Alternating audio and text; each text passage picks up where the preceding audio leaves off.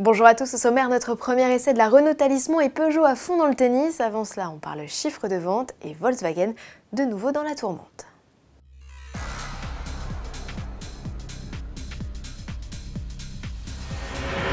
Nouveau rebondissement dans l'affaire Volkswagen. Selon les révélations de l'Agence américaine de protection de l'environnement, les 4 cylindres TDI 1,2 litre, 1,6 litre et 2 litres ne sont pas les seuls diesels à être équipés d'un logiciel permettant de réduire les émissions de NOx. Les V6 3 litres TDI installés sous le capot des Touareg, Cayenne, Q5, A6 et A7 Quattro ou encore A8 et A8 limousines le seraient aussi. Des accusations que le constructeur réfute. Volkswagen s'est d'ailleurs dit prêt à coopérer pour clarifier la situation. Nouveau coup dur en vue pour le groupe. Le constructeur doit en tout cas déjà rappeler 3 millions de véhicules de moyenne gamme en Europe pour une remise en conformité. Le scandale a-t-il impacté les ventes du groupe en France? Non, ou du moins pas encore. Si Volkswagen en nom propre accuse un repli de 3% en octobre, tout a souri à Seat, Skoda et Audi. Globalement, le marché de la voiture neuve a connu une légère progression le mois passé.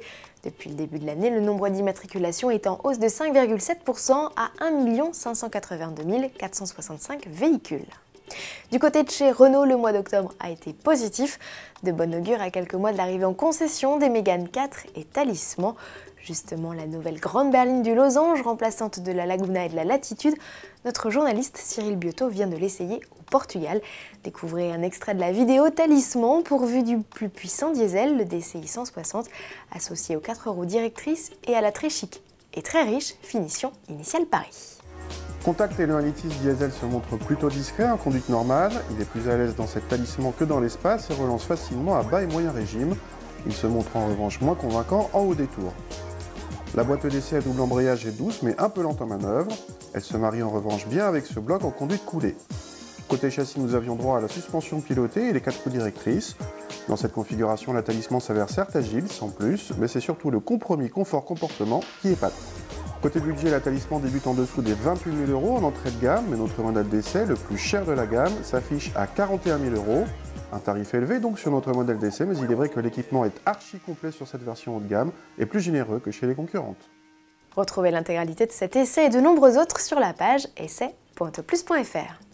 Enfin pour conclure, Peugeot continue de s'investir dans le tennis, non content d'être le partenaire de Novak Djokovic et des tournois de Roland-Garros ou de Bercy qui vient justement de débuter à Paris.